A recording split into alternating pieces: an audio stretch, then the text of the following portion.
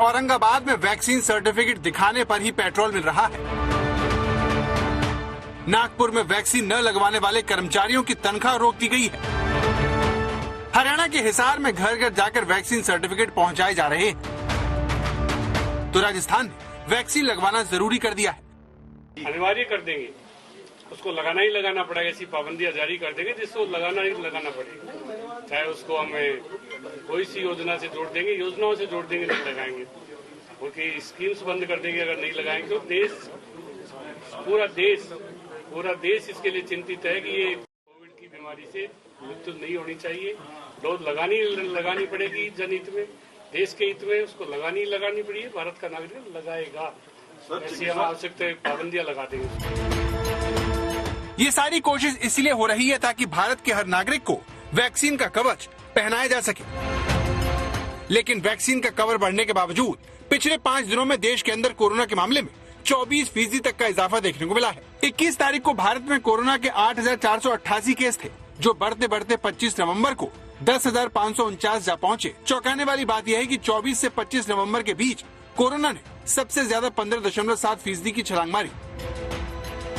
Corona का कहर देश के शहर शहर में फैलता जा रहा है। कर्नाटक के धारवाड़ मेडिकल कॉलेज में 182 छात्र कोरोना से संक्रमित हो गए। तेलंगाना के खम्मम में एक हाई स्कूल में 8 छात्र कोरोना पॉजिटिव पाए गए।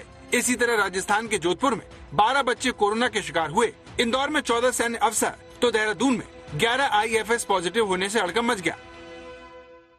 कल के मुकाबले में भारत में 15% ज्यादा कोरोना के मामले सामने आए हैं। इसकी मेन वजह यह है कि भारत में करीब करीब लोगों को ऐसे पता चल रहा है कि कोरोना खत्म ही हो गया है। इसलिए लोग जो भी उसके प्रतिबंधक उपाय है उसको मान नहीं रहे हैं। मास्क लोग कम लगा रहे हैं। और आपने देखा कि दिवाली से पहले और दिवाली के बाद भी मार्केट में रास्ते पर बहुत ज़्यादा भीड़ हो रही है। बहुत बड़े बड़े प्रोग्राम्स हो रहे हैं, शादियां हो रही है और लोग ट्रैवल भी लोकल से, बस से, हवाई जहाज से बड़े पैमाने पर ट्रैवल कर रहे हैं। तो इस वजह से ये नंबर बढ़ रहे हैं।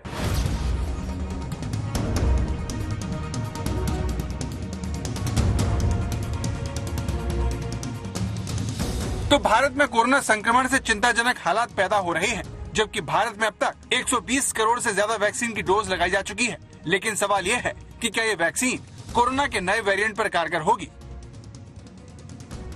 क्योंकि हांगकांग के जिन 2 लोगों को कोरोना के नए वेरिएंट ने अपना शिकार बनाया है, उनके बारे में दावा है कि वो फाइजर वैक्सीन की दोनों डोज ले चुके थे, फिर भी उन्हें संक्रमण हुआ।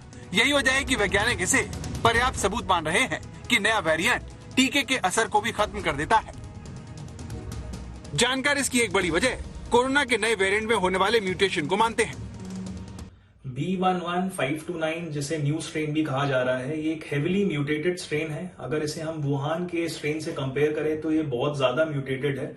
इससे डेफिनेटली एक रिस्क है कि ये ज्यादा इन्फेक्टिव है, ये ज्यादा गंभीर तरीके से बीमार कर सकता है। बट ये सारी चीजें रिसर्च के बाद ही पता चलेंगी। ये बहुत नया स्ट्रेन है जो सिर्फ साउथ अफ्रीका में देखा जा रहा है, बट ये एक बहुत बड़ा रिस्क कैरी करता है और इससे बचने के लिए हमें एयर ट्रैवल को कम करना चाहिए और कोविड अप्रोप्रिएट बिहेवियर फॉलो करना चाहिए। जरूरी नहीं है जो वैक्सीनेशन चल रही है ये पूरी तरह से इस स्ट्रेन से हमें प्रोटेक्ट करे।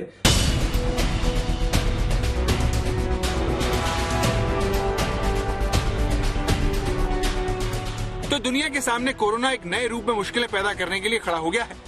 जबकि अभी तक सारे देश कोरोना के डेल्टा वेरिएंट से बचने का रास्ता खोज रहे थे। यूरोप में कई देश एक बार फिर कोरोना की चपेट में हैं। जर्मनी, ब्रिटेन, फ्रांस में कोरोना के मामले तेजी से बढ़ रहे हैं। ऑस्ट्रिया में लॉकडाउन लगा दिया गया है। लेकिन जिस तरह से दक्षिण अफ्रीका के सबसे ज्यादा आबादी वाला राज्य गौटांग नए कोरोना वायरस के वेरिएंट की चपेट में आया है, उसने WHO के माथे पर बल डाल दिए हैं। दुनिया भर के वैज्ञानिक कोरोना के इस नए वेरिएंट को समझने की कोशिश कर रहे हैं। फिलहाल बस वो इतना ही जानते हैं कि उनका नया दुश्मन पिछले सभी कोरोना वेरिएंट से ज्यादा घातक है। दिल्ली से मिलन शर्मा के साथ आज तक ब्यूरो।